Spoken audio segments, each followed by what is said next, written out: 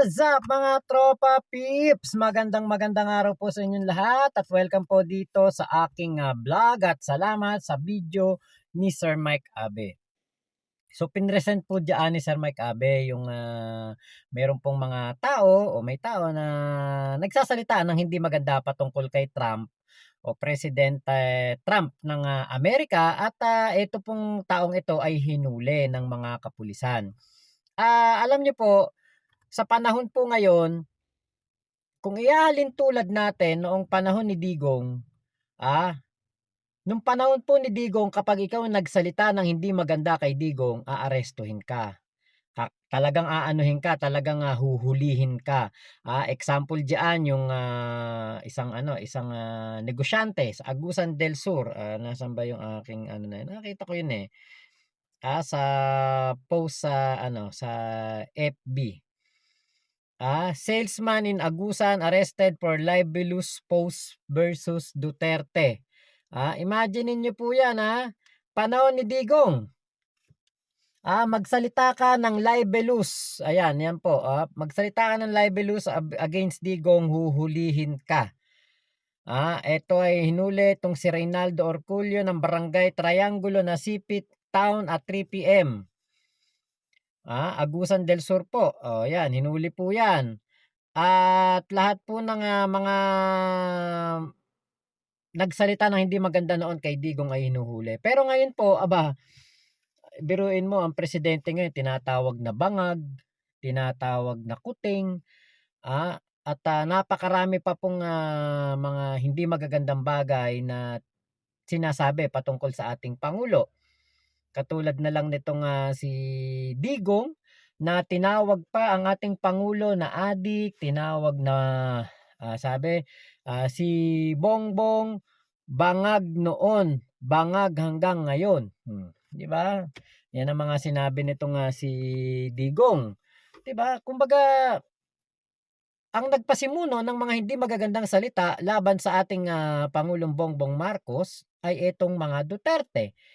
At dahil nga po, hindi naman hinuli si Digong, wala namang nagkaso kay Digong, hindi naman naparusahan si Digong sa pagsasalita ng hindi maganda laban sa ating Pangulong Bongbong Marcos, ang inaakala ng mga DDEBs, ng mga Dutae supporter, pwede na nilang gawin yun laban sa ating Pangulo. Pero 'di ba, meron silang nilalabag diyan na na kumbaga hindi magandang bagay o meron silang nilalabag na batas, pambabasto sa ating Pangulo. Pero syempre nga po, walang umaaksyon, walang kumikilo. So, kung ibabalik natin ang panahon, let's say, nasa rehimeng Dutae tayo ngayon. Ako, kung masabihin kong Dutae o Duterte, si Digong nga sinabihan ng bangag yung presidente, di ba hindi na huli? Ibalik lang natin sa kanila. Digong Dutae. Wala namang masama do'n, 'di ba? Bakit? Si Digong nga national television. 'Di ba? Live niya sinabi, binastos niya ang pangulo, wala namang nagparusa, mga vloggers nga ni Digong at ni Kibulok. 'Di ba? Kung ano-ano sinasabi sa mga nagtatrabaho sa gobyerno, sinasabi kay General Torre, 'di ba? Hindi naman mga nakukulong, 'di ba? Kaya respect begets respect. Kung gusto niyong irespeto kayo, 'di ba? Rumespeto kayo. So ngayon, kung ibabalik natin ang sitwasyon, let's say panahon ngayon ni Digong, 'di ba? At may mga tao na nagsasabi po niyan o nagsasalita po laban sa ating Pangulo. Let's say si Digong ang presidente, at magsasalita tayo ng mga hindi magaganda. Let's say tatawagin natin si Digong na bangag, tatawagin natin si Digong na adik, at maglalabas ng pulburon video. Ang kalaban sigurado, 'di ba? Talagang gagawin po nila ang lahat para mapagbayad itong mga culprit. Pero dito nga po sa ating pangkasalukuyang panahon, napakahirap pong kumbaga timbangin ang sitwasyon. Kasi galing po tayo sa pandemya, medyo hindi po maganda ang ekonomiya ng ating bansa. Actually buong mundo naman ay hindi naman talaga maayos pa ang ekonomiya at, may kumbaga meron pa ring, hangover mula po sa pandemya, 'di ba? Kaya po, busy ang ating, unang-una ang ating Pangulong Bongbong Marcos sa pag kumbaga pag-intindi at pag-una sa kapakanan ng, pangangailangan ng mga kababayan nating mga Pilipino. 'Yun ang inuuna ng ating pangulo. Ngayon, hindi po gaanong na-e-enforce ang, paglaban sa mga fake news sa vlogger na ito at lalong-lalo na ngayon na meron tayong, mga nakikitang post patungkol po sa sinasabing nagkaroon daw po ng bigayan after daw pong mag-yes o bumoto ng yes ng mga kongresista ay, binabayaran daw po o binayaran daw po o nakatanggap daw po ng, pera ang mga nag-vote ng yes para ma-impeach si Sara Duterte. Meron pang, isang, litrato diyaan na kung saan etong si House Speaker Martin Romualdez ay pinapakitang may hawak na pera sa lamesa, napakaraming pera. Bundle-bundle, nakalagay po sa lamesa. Pero yan po ay edited at yan po ay, hindi totoo dahil po ang original, picture o original uploader niyan ay nakita natin sa Instagram at yan po ay hindi totoong pera. Papel lang po ang nasa, ano niya, nasa lamesa. Ngayon inedit, tapos kinrap si, House Speaker Martin Romualdez, nilagyan ng pera yung lamesa.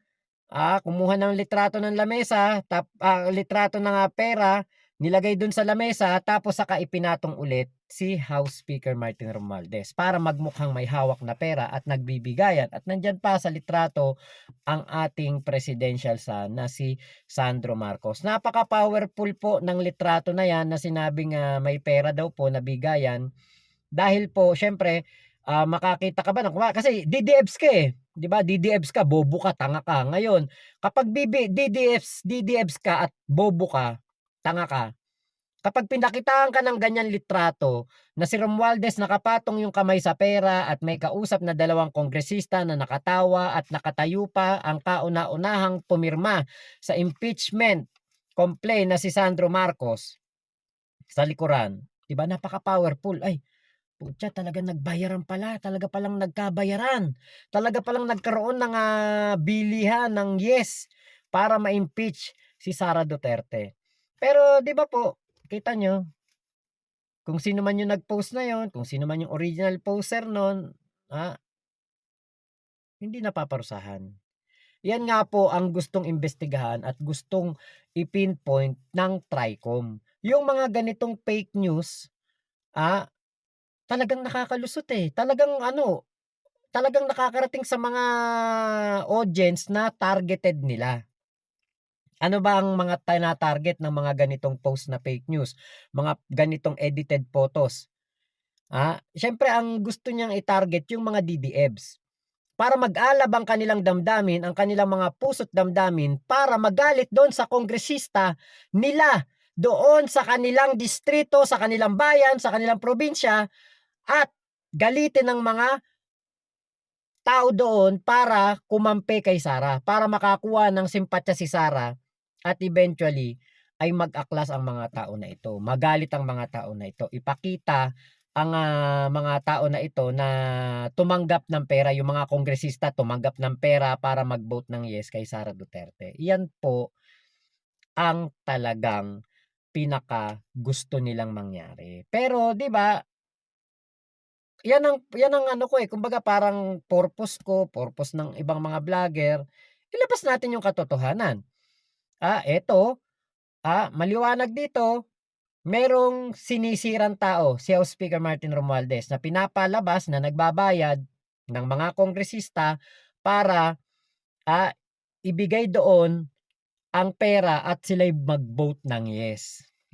'Di ba? So, maliwanag na maliwanag po ito na paninira Hindi lang sa ating, House Speaker, pati na rin kay Sandro Marcos at sa ating Pangulong Bongbong Marcos. Kasi yun po ang kanilang pinapalabas na ito daw po ay, kagustuhan ng ating Pangulong Bongbong Marcos kahit na wala namang kinalaman ang ating pangulo sa impeachment na ito. At sinabi na nga niya na etong impeachment ay pag-aaksaya ng oras. Pero dahil ito po ay kailangang sundin, may rule of law, may mga taong nagrereklamo, kailangan pong sundin kung ano ang kagustuhan ng mga complainant. Hindi po ito pwedeng isantabi at hindi pwedeng utusan ni PBBM ang mga kongresista o wag niyong ituloy ang impeachment dahil yun po ay sigurado na marami po ang magagalit na mga Pilipino dahil halos karamihan po ng ating mga kababayan ay gusto pong malaman kung ano ang katotohanan patungkol po dito sa mga paglulustay ng pera na ginawa ni Sara Duterte noong siya ang DepEd Secretary. Gustong-gusto nating malaman sino si Kokoy Villamin, si Chippy McDonald, si Mary Grace Piatos, si Juan Miguel Uwishi, at marami-marami pa po na mga nakatanggap ng pera na wala pong pangalan sa PSA. So, yan po yung ano, yan po yung kumbaga ating ano dito, kumbaga tayong mga vlogger, influencer, meron tayong kapangyarihan eh.